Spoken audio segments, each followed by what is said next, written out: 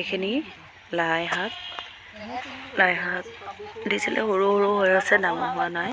লাইখিনি এনেকৈ খাব পাৰে। এইখিনি পালেং ৰুই দিয়া হৈছে, জুজু আৰু মা আহিছে। সেইখিনি খাৰ উঠি গ'ল। ধনিয়াখিনি কিন্তু ধুনীয়া হৈছে ন।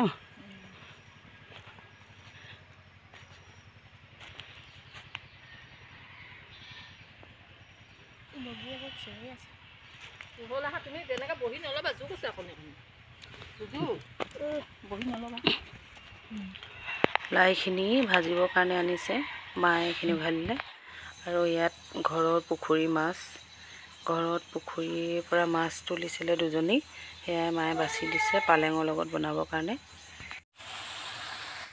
সেয়া পালেং আৰু মাছ উতলিলে, আৰু ইয়াত এনেকৈ মাছ দি দিলোঁ। এইখিনি পালেং শাক হৈ গ'ল। ঘৰৰ নিজৰ পুখুৰী মাছ আৰু